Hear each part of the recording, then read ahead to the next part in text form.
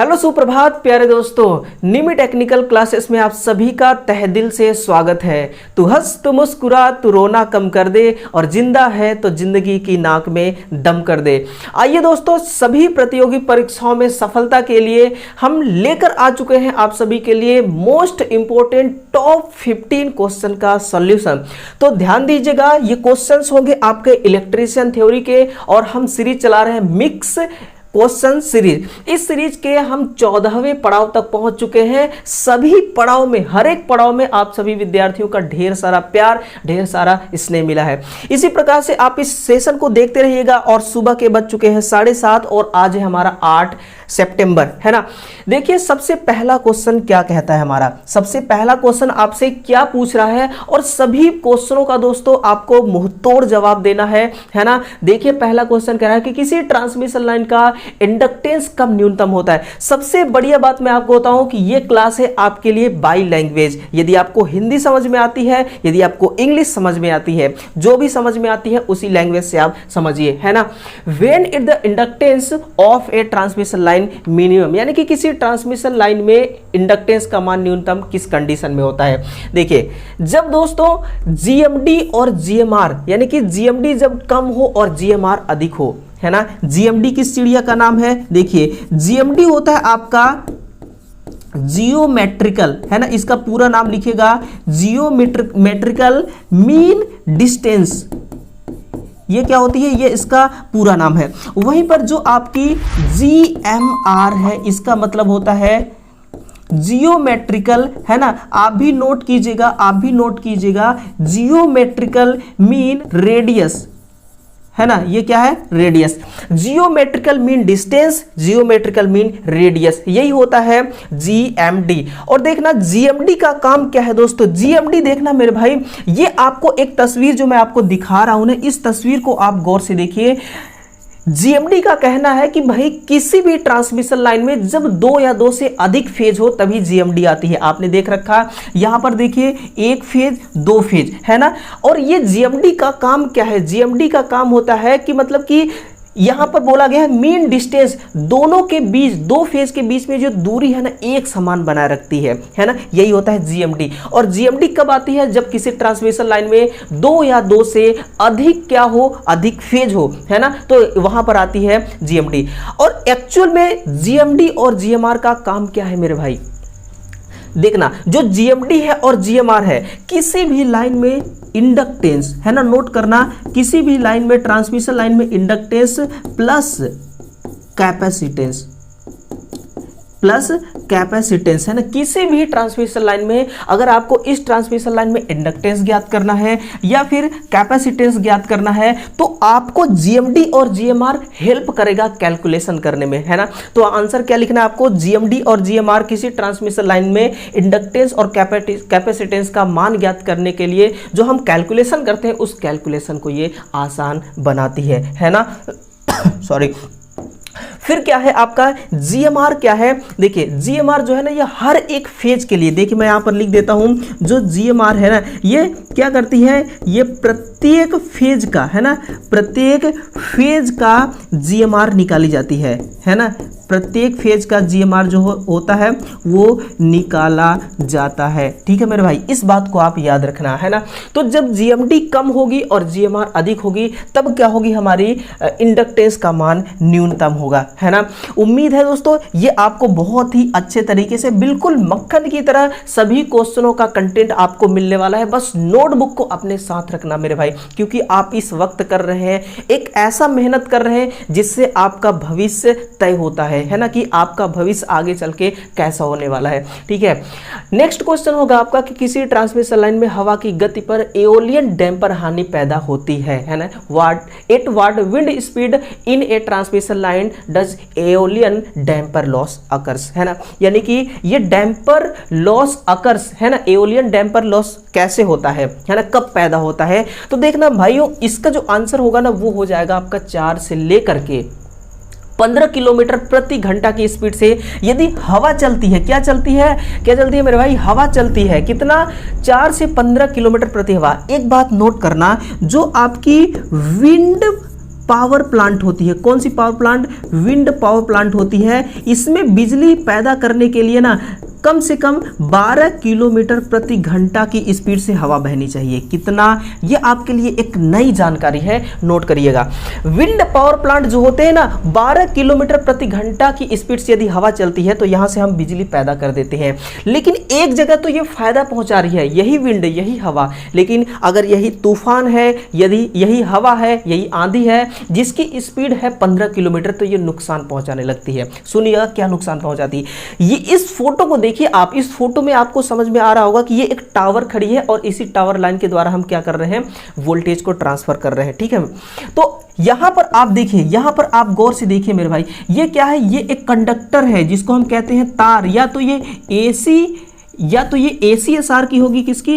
ACSR की तार बनी होगी, या CCSR की तार होगी, है ना, जो भी होगी। इस तार में आप देख पा रहे हैं, इसी को कही जाती है मेरे भाई डैम्पर। इसको हम क्या कहते हैं? डैम्पर।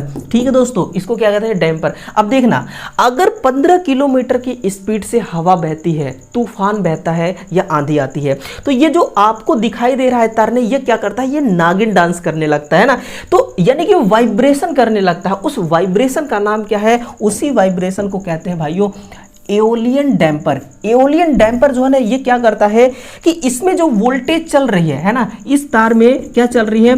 जो वोल्टेज चल रही है ना दोस्तों, इस वोल्टेज का जो फ्रीक्वेंसी होगी, ध्यान से सुनना, इस वोल्टेज का जो फ्रीक्वेंसी होगी, उस फ्रीक्वेंसी का मान ना वो क्या कर देती है? घटा देती है ना। और उसका जो एम्पलीट्यूड है, इस फ्रीक्वेंसी का जो एम्पलीट्यूड है, इस एम्पलीट्यूड के मान को क्या करती है? ये बढ़ा देती है ना। फ्रीक्वेंसी के मान को घटा देगी, एम्पलीट्यूड के मान को बढ़ा देती है ये एओलियन डैम्पर। हम चाहते हैं कि फ्रीक्वेंसी का मान घटे ना, है ना, एकदम कांस्टेंट रहे, 50 हर्ट्ज तो 50 हर्ट्ज। ठीक है, तो हम क्या लगा देते हैं? हम एक डैम्पर लगाते हैं जो एओलियन डैम्पर, जो डैम्पर क्या है? एक कंपन है, इस कंपन से इसको ये क्या करता है? मुक्त कर देता है ना। तो आंसर क्या होगा? 4 से 15 किलोमीटर प्रति हावर इसका क्या हो जाएगा? आंसर हो जाएगा। दोस्तों टेलीग्राम को आप ज्वाइन जरूर कीजिएगा, है ना। जो भी आपको ये दिखाई दे रहा है, जो भी मैं लिख रहा हूँ बोर्ड पे, इसका हूबहू ट्रू कॉपी आपको PDF नोट्स के रूप में मिल जाएंगे, है ना। और दरख्वास्त है दोस्तों आपसे, एक प्यारी सी गुजारिश है मेरा आपसे, एक विनती है ना, कि चैनल को सब्सक्राइब जरूर कीजिएगा, बेल आइकन को भी दबा के रखिएगा ताकि नोटिफिकेशन जो है ना वो आराम से आपको मिले, है ना। सेशन अच्छी लग रही हो तो लाइक शेयर जरूर कीजिएगा। बहुत सारे क्वेश्चंस है अपने पास, है ना, बहुत सारे क्वेश्चंस है ग्राउलर से रिलेटेड, बहुत सारे LED से रिलेटेड हैं, डिजिटल इलेक्ट्रॉनिक्स के कुछ क्वेश्चंस हैं। सारे क्वेश्चनों को मिल करके आज हम नस्ते नाबूद करने वाले हैं। बस आपका साथ चाहिए, आपका प्यार और आपका सपोर्ट चाहिए। ठीक है, देखिए अगला क्वेश्चन, हाँ यहां तक हो गया था ना। नेक्स्ट देखना क्या है कि ग्राउलर एक विद्युत युक्ति है जिसके प्रयोग द्वारा मोटर के कौन कौन से टेस्टिंग किए जाते हैं ना। बड़ा शानदार सा क्वेश्चन है।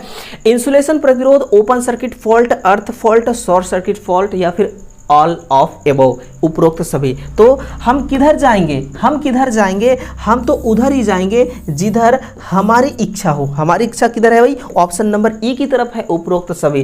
देखना ये क्या है? यही है एक ग्राउलर। इसी चिड़िया का नाम है दोस्तों ग्राउलर। इसको हम क्या कहते हैं? ग्राउलर।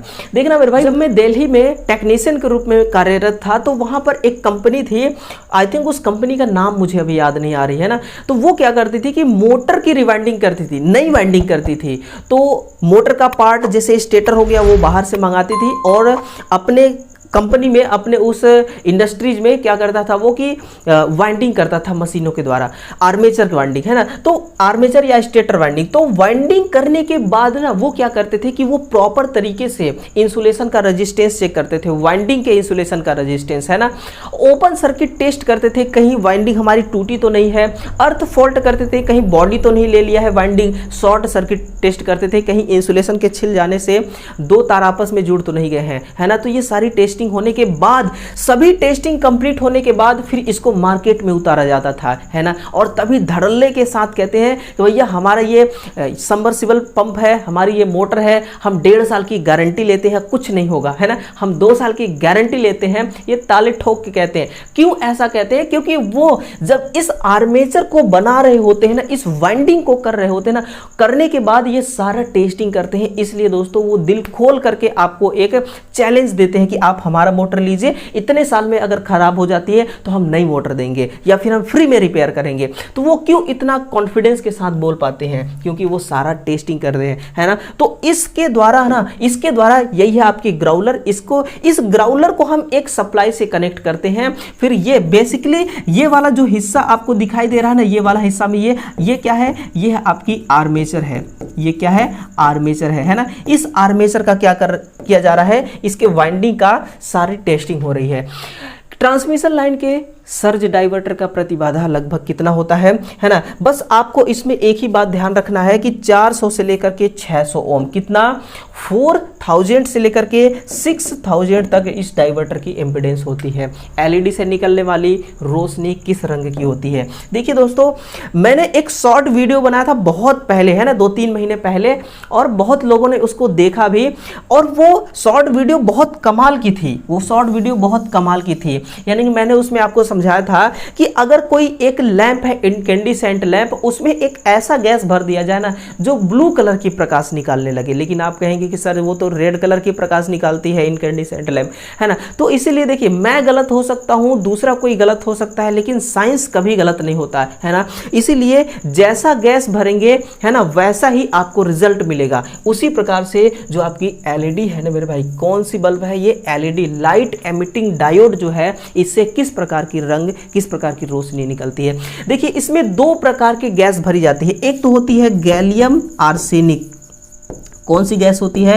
एक होती है गैलियम आर्सेनिक, और वहीं पर दूसरी जो गैस होती है वो होती है आपकी गैलियम फास्फाइड, है ना, गैलियम फास्फाइड। अब देखिए, इसका रासायनिक नाम होता है गैलियम आर्सेनिक, इस प्रकार से लिखना है। इसका रासायनिक नाम होता है इस प्रकार से आपको लिखना है। गैलियम आर्सेनिक अगर भरेंगे आप मेरे भाई, तो ये ना रेड कलर की प्रकाश देगी। किस कलर की? रेड कलर की। अगर ये गैस भरेंगे तो ये हरा रंग की प्रकाश देती है ना। अब देखिए, ऑप्शन में आपके क्या है? ऑप्शन में लाल है, ठीक है भैया, लाल है तो कमाल है। नीला रंग गलत है ना, और काला रंग गलत है, नारंगी रंग गलत है, ठीक है। और एलईडी का यूज कहां पर आप कर रहे हैं? इंडिकेटर के रूप में। किसके रूप में? इंडिकेशन के रूप में। जैसे आपकी मोटरसाइकिल की होती है ना पीछे तरफ इंडिकेटर, जैसे आप लेफ्ट तरफ मुड़ते हैं तो लेफ्ट साइड का आप इंडिकेटर जलाते हैं, राइट मुड़ते हैं तो राइट साइड का इंडिकेटर जलाते हैं। इंडिकेटर जलाते हैं ना आप, है ना, जलाया करिए, ठीक है ना। तो वो एक क्या है? एक सिग्नल दे रहे हैं आप, इंडिकेट कर रहे हैं आप, है ना। और लाइट प्रकाश व्यवस्था में भी इसको यूज करते हैं। तो काफी जगह एलईडी का बोलबाल तो आजकल बहुत खतरनाक है, हर जगह किया जा रहा है, यूं समझिए हर जगह ही किया जा रहा है, ठीक है ना। ये होती है। निम्नलिखित में से कौन सा लॉजिकल परिवार सबसे कम शक्ति खपत करता है? बताइए भैया, कौन सा ऐसा फैमिली है ना। आप भी किसी न किसी फैमिली से बिलोंग करते होंगे। आप बताइए, आपका कौन सा फैमिली है जो आपको पढ़ाई करने में, जो आपको तैयारी करने में ज़्यादा दिक्कतें दे रही है ना, आपकी ज़्यादा बुराइयां कर रहा है? कौन सा ऐसा फैमिली है? वो आपका सी कॉम्प्लीमेंट्री मेटल ऑक्साइड सेमीकंडक्टर, है ना। देखिए, जो आपका COMS है ना, इसका पूरा नाम होता है कॉम्प्लीमेंट्री, है ना, इसका पूरा नाम है कॉम्प्लीमेंट्री मेटल ऑक्साइड सेमीकंडक्टर, है ना। ये क्या है? ये इसका पूरा नाम है ना, कॉम्प्लीमेंट्री मेटल ऑक्साइड सेमीकंडक्टर। इसके पूरा नाम को आप याद रखना। COMS क्या है, इसको थोड़ा सा समझिए दोस्तों। जो आपका CMOS है ना, ये क्या है? ये एक डिजिटल सर्किट में, किसमें? Digital electronic circuit. ध्यान रखिएगा, कौन सी सर्किट है? इलेक्ट्रॉनिक सर्किट है। डिजिटल इलेक्ट्रॉनिक सर्किट में ये क्या करती है? IC की तरह काम करती है, यानी कि इंटीग्रेटेड सर्किट की तरह ये काम करती है COMS। और इसका इस्तेमाल मेरे भाई कहां पर करते हैं हम? और इसका इस्तेमाल कहां पर करते हैं दोस्तों? तो इसका देखिए इस्तेमाल जो है वो हम कर लेते हैं आपका, जो आपका जैसे कि माइक्रो कंट्रोलर हो गया। क्या हो गया? माइक्रो कंट्रोलर में इसका यूज करते हैं। और इसके अलावा, माइक्रो कंट्रोलर के अलावा आप इस्तेमाल करते हैं इसका स्थैतिक रैम में। कहां पर? स्थैतिक रैम, यानी कि रैंडम एक्सेस मेमोरी। कहां पर? रैंडम एक्सेस मेमोरी के रूप में, माइक्रो कंट्रोलर के रूप में, डिजिटल इलेक्ट्रॉनिक सर्किट में आईसी के रूप में हम इसका इस्तेमाल कर लेते हैं, ठीक है ना। अब देखिए चारों ऑप्शन का थोड़ा सुनते जाइए, इसका आंसर क्या होगा? एक्सोर का यूज कहां पर किया जाता है ना। तो देखिए ये जो आपकी एक्सोर है दोस्तों, इसका यूज आप करते हैं जैसे कि हाफ एडर, जैसे कि हाफ एडर है ना, हाफ एडर और full adder, half adder, full adder, या फिर आपका हो गया सबट्रैक्टर, या फिर आपका हो गया सबट्रैक्टर। इन सभी स्थानों में इसका इस्तेमाल आज के टाइम पे भी किया जाता है। हाफ एडर किस चिड़िया का नाम है ना? हाफ एडर किस चिड़िया का नाम है? आपको भी जानने की एक तमन्ना होगी, तो सुनिए हाफ एडर जो है दोस्तों, ये क्या कहता है कि जो भी आपकी बाइनरी नंबर होती है ना, जो भी आपकी बाइनरी बिट्स होती है, जैसे जैसे 1 या 0, 1 या 0 क्या एक बाइनरी बिट्स है, इसको कौन समझता है? हम तो नहीं समझते, हम तो 1 2 3 पढ़ते हैं, है ना। बाइनरी बिट्स को समझता है आपका कंप्यूटर, आपका लैपटॉप सिस्टम, ठीक है ना। तो इसका कैलकुलेशन करने में इसका इस्तेमाल किया जाता है हाफ एडर का, है ना। तो एक्सोर को हम क्या कह सकते हैं? एक्सोर का उपयोग किया जाता है जो डिजिटल इलेक्ट्रॉनिक सर्किट होता है ना मेरे भाई, उसमें अंक गणित के लिए इसका यूज किया जाता है ना। और इसी के साथ में एक्सोर ये भी आपका अंक गणित के लिए, किसके लिए? अंक गणित के लिए, अंक गणित हेतु इसका प्रयोग किया जाता है। और आपका जो नैंड गेट है, इसका इस्तेमाल कहाँ पर करते हैं? तो याद कीजिए, नैंड गेट क्या है? एक प्रकार का यूनिवर्सल गेट है ना। कौन सी गेट है? यूनिवर्सल गेट है। अब ये नहीं समझना आपको, जैसे इंडिया गेट होती है वैसे यूनिवर्सल गेट होती है। इंडिया गेट का अपना अलग रोल है ना। यूनिवर्सल गेट, ये गेट का मतलब एक द्वार है, डिजिटल इलेक्ट्रॉनिक सर्किट का एक क्या है? एक द्वार है। यूनिवर्सल गेट के नाम से इसको जानते हैं। और देखिए इसका यूज की जाती है दोस्तों पोलैरिटी चेकिंग के लिए। किसके लिए? पोलैरिटी चेकिंग के लिए इसका इस्तेमाल करते हैं, या फिर कोड कन्वर्जन के लिए। किसके लिए? कोड कन्वर्जन के लिए, या फिर बाइनरी का जोड़ के लिए, बाइनरी जोड़ हेतु, है ना। यानी कि जो बाइनरी बिट्स होते हैं ना, जैसे मैंने आपको बताया 1 और 2, इसके जोड़ के लिए इसका इस्तेमाल करते हैं, है ना। इसका कैलकुलेशन के लिए डिजिटल इलेक्ट्रॉनिक्स के, यानी कि एक्सोर, एक्सनोर और नैंड गेट, ये तीनों के तीनों ऐसे गेट हैं जो आपके डिजिटल इलेक्ट्रॉनिक सर्किट में इस्तेमाल किए जाते हैं, है ना, इस बिट्स को जोड़ने के लिए। ठीक है मेरे भाई, ध्यान से देखते रहिएगा वीडियो को, और हर क्वेश्चनों का इसकी औकात दिखाते चलिए, है ना। इन क्वेश्चनों की क्या औकात, जो आपके आगे ज़्यादा समय तक टिक पाए, है ना। यदि आपकी तैयारी में दम है दोस्तों, तो फिर ऐसे क्वेश्चन ना आपके एग्जाम में कुछ नहीं आपका बिगाड़ सकते, है ना। आपके सपोर्ट में देखिए दुनिया क्या करती है, दुनिया स्ट्रगल करने वालों को पसंद नहीं करती, जब आप कामयाब हो जाते हैं ना मेरे भाई, तब पसंद करते हैं दुनिया, है ना। ऐसे ये भी है, जब आपके ये कंट्रोल में आ जाएगी ना, तो ये खुद कहेगी कि मैं आपके साथ खड़ा हूं। लेकिन जब ये आपके कंट्रोल में नहीं रहेगी ना, तो यही क्वेश्चन से आपको ना मेरे भाई डर लगेगा। क्या लगेगा? डर लगेगा। फिर आप कहेंगे एग्जाम तो बहुत टफ था यार, एग्जाम तो बहुत खतरनाक क्वेश्चंस पूछे गए थे, है ना। खतरनाक कुछ होता नहीं है, खतरनाक नाम का कोई चीज नहीं है, बस हम उसको बना देते हैं खतरनाक, है ना। नेक्स्ट क्या है क्वेश्चन आपके लिए कि किसी डायोड की पीआईवी रेटिंग किस वोल्टता पर अधिकतम होता है ना। ये होती है, देखिए मैं आपको एक एग्जांपल के माध्यम से समझा रहा हूं, है ना। ये एक ग्राफ है, देखना मेरे भाई, ये क्या है? एक ग्राफ है, और इस ग्राफ में यहां पर है, देखिए ये सेक्शन है आपका फॉरवर्ड बायस का, और ये सेक्शन है आपकी रिवर्स बायस की, है ना। यहां पर वोल्टेज लिख देता हूं मैं 1 volt, 2 volt, 3 volt, 4 volt, 5 volt, है ना। और यहाँ पर मैं लिख देता हूँ माइनस में 1 वोल्ट, माइनस में 2 वोल्ट, माइनस में 3 वोल्ट, और माइनस में 4 वोल्ट, माइनस में 5 वोल्ट, है ना। ये निगेटिव में 5 वोल्ट तक चल रही है, ठीक है। किस में चल रही है? निगेटिव में 5 वोल्ट तक है ये। अब देखना मैंने क्या किया, मैंने तो अभी कुछ किया ही नहीं, मैंने किया कि एक डायोड है ना। कौन सी डायोड है ये मान लीजिए कि जर्मेनियम डायोड, है ना। कौन सी डायोड है ये? जर्मेनियम डायोड है। तो जर्मेनियम डायोड में अगर मैं 0.3 वोल्ट अगर इस डायोड में अप्लाई करूंगा किसी डायोड में, तो इसमें करंट का ग्राफ हमें देखने को मिल जाएगा, है ना। ये मान लीजिए ये वोल्टेज है, ये करंट का ग्राफ चल रही है ना। हमने कितना अप्लाई किया? 3 वोल्टेज, किस बायस में? फॉरवर्ड बायस में अप्लाई किया, है ना, कनेक्ट करके, तब हमें ये करंट का ग्राफ देखने को मिला, ठीक है। अगर हम इसी डायोड को रिवर्स बायस में कितना वोल्टेज अप्लाई कर दें, कितना वोल्टेज अप्लाई कर दें, मान लीजिए कि इसमें 5 वोल्ट अप्लाई करते हैं, तब जाके इसमें करंट का ग्राफ हमें मिलता है ना। तो ये 5 वोल्ट जो है ना, माइनस का 5 वोल्ट, ये क्या है मेरे भाई, ये द्वितीयक, ये क्या है, ये आपका द्वितीयक अधिकतम वोल्टेज, ये क्या है, द्वितीयक अधिकतम वोल्टेज, इसी को कही जाती है मेरे भाई PIV रेटिंग। इसको हम क्या कहते हैं, PIV रेटिंग। तो PIV रेटिंग किस चिड़िया का नाम है, ऑप्शन नंबर बी है द्वितीयक वोल्टता। क्या होगा, द्वितीयक वोल्टता इसका करेक्ट आंसर होगा, है ना। अब आपने पढ़ा होगा कि डायोड तो हमारी रिवर्स बायस में क्या करती है, एक ओपन स्विच की तरह काम करती है, यानी कि इसमें करंट का फ्लो नहीं हो पाता। लेकिन आप जब वोल्टेज को रिवर्स में भी बढ़ाते चलेंगे, कहते हैं ना हर चीज का लिमिट होता है, हर चीज का एक हद होती है, हर चीज का एक सीमा होता है। जब आप सीमा क्रॉस कर जाएंगे ना, तो करंट का फ्लो इसमें आपको देखने को मिल जाता है ना, ये बात होती है, ठीक है।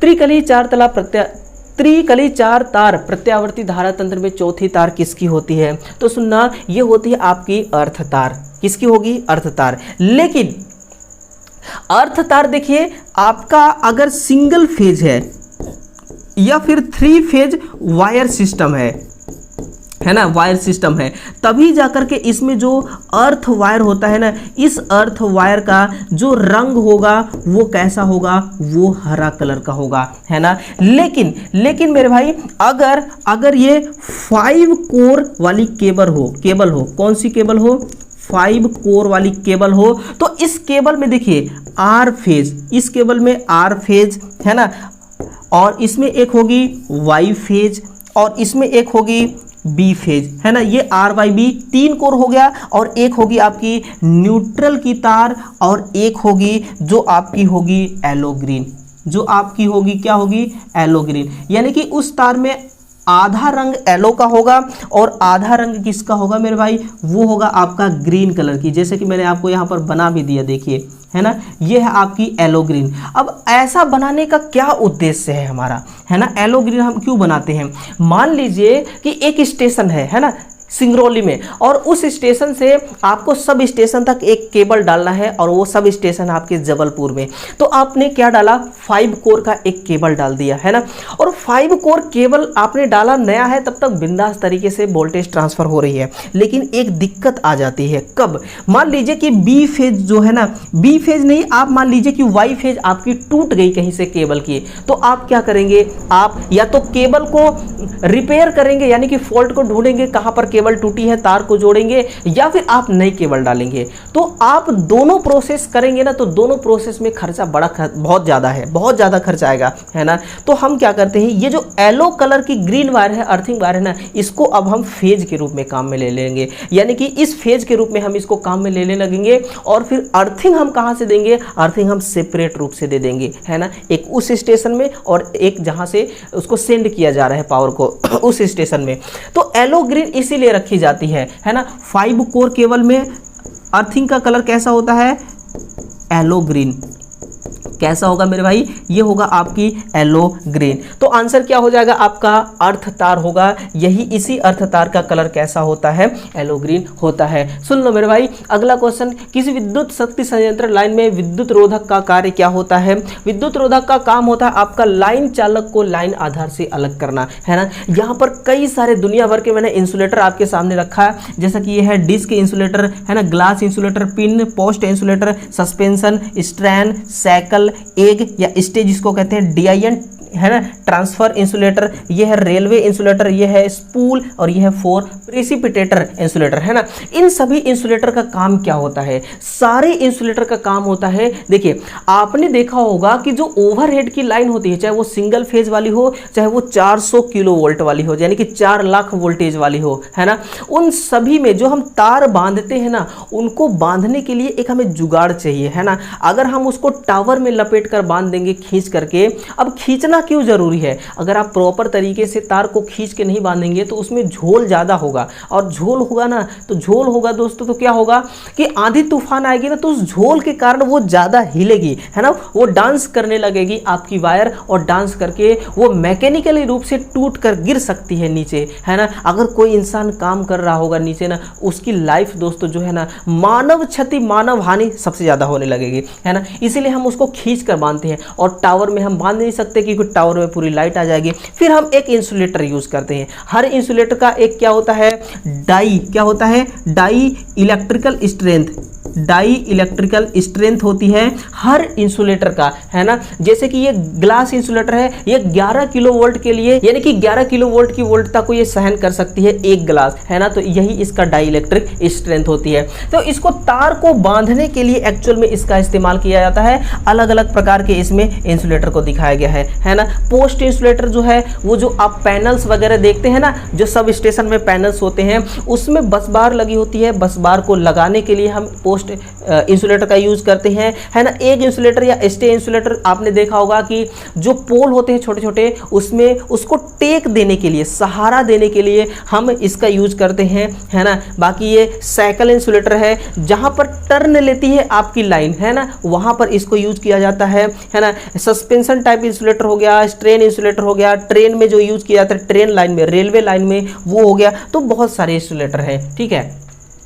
एक जेट पंप जल प्रदान नहीं करता है, क्या कारण हो सकता है ना। अब आपको एक टेक्नीशियन बनना होगा, है ना, अभी से, और उसी माइंड को लेकर के आपको इस क्वेश्चन का जवाब देना होगा कि एक जेट पंप जल प्रदान नहीं करता। मान लीजिए आप एक टेक्नीशियन है, आपके सामने ये केस आ गया, कैसे सॉल्व करेंगे, है ना। सेक्शन पाइप, इंजेक्शन पाइप का प्राइम ना होना, पाइप में कचरे की उपस्थिति, बॉल बीरिंग क्षतिग्रस्त हो जाना, यांत्रिक सील का घिस जाना। आंसर देखिए, ऑप्शन नंबर ए करेंगे तभी आंसर सही होगा। यानी कि कोई जेट पंप है ना, उसमें दो सेक्शन पाइप होंगे, एक इंजेक्शन एक सेक्शन, है ना। ये एक जगह से पानी उठाया जाएगा और एक जगह से पानी को वो डिलीवर करता है, ठीक है ना। जब दोनों आपस में ज्वाइंट रहेंगे, जुड़े रहेंगे ना प्राइम के साथ, तभी जाकर के आपको आउटपुट मिलेगा। और सुनना, ये जो आपकी दोस्तों जेट पंप है, ये कौन सी पंप है, ये जो आपकी जेट पंप है, इस जेट पंप का नाम सेंट्रीफ्यूगल पंप भी है। इसका नाम और क्या है, इसका नाम है सेंट्रीफ्यूगल पंप, है ना। ये सेंट्रीफ्यूगल पंप एक्चुअली में करता क्या है कि देखिए, पहले के जमाने में क्या हुआ करता था, कुआं, लेकिन आज के जमाने में क्या हो चुका है, सबमर्सिबल। क्या हो चुका है, सबमर्सिबल, है ना। आज के ज़माने में कुआं बहुत कम है, सबमर्सिबल बहुत ज़्यादा हो गया है। तो सबमर्सिबल का अगर गहराई 20 फुट से लेकर के 180 फुट है ना, आप मीटर में बदल लेना। 180 फुट गहरा पानी को ये क्या करती है मेरे भाई, ये लगातार, ये क्या करती है, लगातार बाहर निकाल सकती है ना। लगातार ये क्या कर सकती है, बाहर निकाल सकती है। जेट पंप को हम सेंट्रीफ्यूगल पंप कहते हैं। इसका काम होता है कुआं या सबमर्सिबल से जिसकी गहराई 180 फुट तक हो, वहां से लगातार पानी निकाल सकता है ना। पहले कुआं हुआ करता था, तो उसमें क्या करते थे कि अपन लोग जैसे कि पानी पीना है, खाना बनाना है, कपड़े धोना है, छोटे मोटे काम करने हैं, तो कम पानी की आवश्यकता पड़ती थी, हम बाल्टी से निकाल लिया करते थे। लेकिन जहां पर बात सिंचाई की आ जाती है, जहां पर बात नहर में पानी डालने की आ जाती है, तो वहां पर तो हम बाल्टी से नहीं निकाल सकते। फिर हमें क्या यूज करना पड़ता है, ये सेंट्रीफ्यूगल पंप, जिसको हम जेट पंप यूज कहते हैं। और इसके यूज द्वारा हम कुआं हो या सबमर्सिबल हो, वहां से लगातार क्या कर सकते हैं, हम पानी को हम बाहर निकाल सकते हैं, ठीक है मेरे भाई। देखिएगा, अगला है कि शुद्ध तांबे का विशिष्ट प्रतिरोध कितना है ना। इस क्वेश्चन को हम सॉल्व करेंगे, उससे पहले आप एक बार वीडियो को ना शेयर जरूर कीजिएगा, है ना, और कमेंट करिएगा, जरूर बताइए। ये जो क्लास है ना, आपकी दिल से दिल तक की क्लास को बिल्कुल दोस्तों दिल से देखिएगा, प्यार से देखिएगा, मोहब्बत के साथ देखिएगा, है ना। बहुत कुछ आपको सीखने को मिलेगा कि शुद्ध कॉपर का विशिष्ट प्रतिरोध कितना होगा, है ना। What is the specific resistance of pure copper, है ना। ये होगा 1.7, कितना, 1.7 माइक्रो ओम सेंटीमीटर, यानी कि 1 सेंटीमीटर में 1.7 माइक्रो ओम। अब देखना, माइक्रो का मान कितना होता है, 10 घात माइनस का 6, कितना, 10 घात माइनस का 6, 10⁻⁶, यानी कि 0.000017 ओम 1 सेंटीमीटर में क्या होगा, इसका रेजिस्टेंस का मान होगा, है ना। इसलिए इसकी जो चालकता होती है वो दोस्तों बहुत अधिक होती है। कितना होती है, 90%। कितना, 90%। और इसका जो गलनांक है वो मेरे भाई कितना होता है, वो 1083 डिग्री सेंटीग्रेड। अब देखना, ये जो आपकी तांबा है, जिसको आप क्या पढ़ रहे हैं, जिसको आप कॉपर पढ़ रहे हैं, ये कॉपर 2 टाइप्स के होंगे, है ना। एक होगा हार्ड ड्रॉन कॉपर, यानी कि जिसको हम क्या पढ़ते हैं, कठोर कर्षित तांबा, कठोर कर्षित तांबा। और एक होता है आपका एनिल्ड तांबा, एक होता है आपका एनिल्ड तांबा। देखना मेरे भाई, एनिल्ड का मतलब क्या होता है, नरम, इसका क्या होता है, नरम। और कठोर कर्षित का मतलब क्या हो गया, हार्ड, इसका मतलब क्या हो गया, हार्ड, है ना। तो हम कठोर कर्षित तांबा का यूज कहाँ पर करते हैं हम दोस्तों, कम्यूटेटर बनाने के लिए। क्या बनाने के लिए, कम्यूटेटर। और इसका काम किया जाता है वाइंडिंग, इसका काम कहाँ किया जाता है, वाइंडिंग बनाने के लिए। एनिल्ड तांबा से आप कम्यूटेटर नहीं बना सकते, कठोर कर्षित तांबा से आप वाइंडिंग नहीं बना सकते, यानी कि इन दोनों का अपना अलग अलग काम है ना। जैसे देखिए, आपको मोटर की रिवाइंडिंग करना होता है, या वाइंडिंग करना है, कूलर फैन की वाइंडिंग करना है ना, या सीलिंग फैन की वाइंडिंग करना है, तो आप एनिल्ड कॉपर यानी कि नरम तार का प्रयोग करेंगे। किसका, नरम तार का। कठोर कर्षित तांबा का ये बहुत हार्ड है, इसका यूज कहाँ पर करेंगे, कम्यूटेटर बनाने के लिए, ठीक है ना। ये होती है चालकता, गलनांक, माइक्रो का मतलब क्या हो गया, ये सारी चीजें आप तक पहुंच चुकी है ना। नोटबुक में दोस्तों नोट करिएगा और याद करके रखिएगा, है ना। ये आपके एग्जाम में डायरेक्ट पूछे जाने वाले ये क्वेश्चंस है ना, इनडायरेक्ट नहीं, ये डायरेक्ट पूछे जाते हैं, ठीक है दोस्तों। किसी तुल्यकालिक मोटर में भार कोण जिसको कहते हैं लोड एंगल का क्या अर्थ होता है, what is the meaning of load angle in a synchronous motor, है ना। रोटर और स्टेटर के जो समान पोल के मध्य, जो रोटर और स्टेटर के विपरीत पोल के मध्य, किसके विपरीत पोल के मध्य का एंगल जो होता है उसी को कही जाती है। देखना, जो आपकी सिंक्रोनस मोटर होगी, है ना, कौन सी मोटर, जो आपकी सिंक्रोनस मोटर होगी, ये सिंक्रोनस मोटर जब आपका नो लोड की कंडीशन में होती है, किसमें, नो लोड की कंडीशन, मैं यहां पर लिख देता हूं नो लोड कंडीशन, है ना। नो लोड की कंडीशन में होती है, ये 2 प्रकार से काम करती है। कैसा, एक तो अल्टरनेटर के रूप में काम करेगी, किसके रूप में, अल्टरनेटर के रूप में काम करेगी, और दूसरा ये मोटर के रूप में काम करेगी, है ना। अब अल्टरनेटर का आउटपुट क्या होगा और मोटर का आउटपुट क्या होगा, है ना। मोटर का आउटपुट होगा मेरे भाई, ये यांत्रिक ऊर्जा हमें देगी, किस रूप में यांत्रिक ऊर्जा देगी, ये BHP के रूप में हमें यांत्रिक ऊर्जा देगी, है ना। अल्टरनेटर क्या देगा, ये हमें विद्युत ऊर्जा देगा। कौन सा ऊर्जा देगा, ये हमें विद्युतीय ऊर्जा देगी। किस रूप में विद्युतीय ऊर्जा देगी, P बराबर VI के रूप में विद्युतीय ऊर्जा देगी, है ना। VI cos फाई के रूप में ये हमें क्या देगी, पावर देगी। तो देखिए, सिंक्रोनस मोटर है इसीलिए कही जाती है ना, सिंक्रोनस मोटर से हम इलेक्ट्रिक पावर भी प्राप्त कर सकते हैं, हम इससे मैकेनिकल पावर भी प्राप्त कर सकते हैं। तो ये नो लोड की कंडीशन में दोनों प्रकार से क्या करती है, ये काम कर लेती है ना। तुल्यकालिक मोटर में आर्मेचर धारा उत्तेजन के किस मान पर अधिक होता है, ये उच्च और निम्न दोनों मान पर अधिक होगा। लेकिन आपको एक ही बात ध्यान रखना है मेरे भाई, क्या, जैसे कि आपका निम्न एक्साइटेशन है, कौन सा एक्साइटेशन है, एक है निम्न एक्साइटेशन और एक है आपका उच्च एक्साइटेशन, है ना। कितने एक्साइटेशन हो गए, 2 एक्साइटेशन, दोनों में कुछ पॉइंट्स लिखिएगा, है ना। सबसे पहला पॉइंट है ना, अगर मैंने स्टार लगा दिया ना तो आप समझिए ये बहुत ही इंपॉर्टेंट पॉइंट हो गया, है ना। उत्तेजन, निम्न उत्तेजन में क्या होता है ना, देखिए आर्मेचर करंट इसमें कम होती है ना। इसमें क्या होगी, आर्मेचर करंट का मान इसमें कम होगी और इसमें आर्मेचर करंट का मान क्या हो जाती है, अधिक हो जाती है। और मेरे भाई इसमें देखना, अगर हम पावर फैक्टर की बात करें ना, अगर हम पावर फैक्टर, तो इसमें पावर फैक्टर देखिए क्या हो जाता है, कम बोले तो लैगिंग, कम बोले तो लैगिंग, और इसमें पावर फैक्टर जो है ना वो अधिक हो जाती है, और अधिक बोले तो लीडिंग, अधिक बोले तो क्या हो गया, लीडिंग हो गया, है ना। तो पावर फैक्टर में देखिए चेंजेस आते हैं, पावर फैक्टर में चेंजेस आते हैं। और इसकी दक्षता अगर हम बात करें तो दक्षता दोस्तों क्या होती है, इकाई से कम, है ना, इकाई से कम और इसमें दक्षता होती है, इसमें जो दक्षता होती है वो होती है आपकी इकाई से अधिक। इसमें क्या होती है दक्षता, इकाई से अधिक होती है। क्यों? क्योंकि इसमें लॉस बहुत कम हो रहा है ना। तो ये बात आप याद रखना, ठीक है। निम्न एक्साइटेशन और उच्च एक्साइटेशन दोनों पर आर्मेचर करंट जो होते हैं ना वो कैसे होते हैं, अधिक होते हैं, है ना। हाँ, यहां पर अधिक होगी, यहां पर भी अधिक होगी, यहां पर भी क्या होगी, अधिक होगी। कहने का मतलब कि आर्मेचर करंट सेम है ना, थोड़ा सा मिस्टेक हो, आर्मेचर करंट दोनों में सेम है, एक्साइटेशन चाहे कैसा भी हो, है ना। इसको हम अंडर एक्साइटेशन भी कहते हैं, ध्यान रखना, इसको हम अंडर एक्साइटेशन भी कहते हैं, लेकिन पावर फैक्टर अलग अलग हो जाती है, जिससे इसकी दक्षता जो होती है वो कैसी हो जाती है, वो दक्षता कम ज़्यादा हो जाती है। एकल कली मोटर अधिक गर्म हो जाती है, क्या कारण है? लीजिए भैया बताइए इसका आंसर। आपकी मोटर जो है ना वो गर्म हो रही है ना, अधिक लोड का हो जाना, बिल्कुल ओवरलोडिंग होना और सही संवातन ना होना। सही संवातन का मतलब कि जैसे मोटर आपका हो गया, पीछे डक्ट लगे होते हैं और एक फैन लगा होता है, पंखा, वो क्या करता है, बाहर से हवा को खींचता है और स्टेटर पर, बॉडी पर छोड़ता है, ताकि मोटर आपका है ना लोड पर काम कर रही है तो वो ओवरहीट ना होने पाए। और ओवरहीटिंग से ये तो जलेगी ही, मतलब ओवरहीटिंग से अधिक ओवरहीट हो जाएगी, लेकिन अगर प्रॉपर तरीके से वेंटिलेशन नहीं मिलेगा ना, नहीं हो पाएगा, तो भी यही दिक्कत होगी, ठीक है।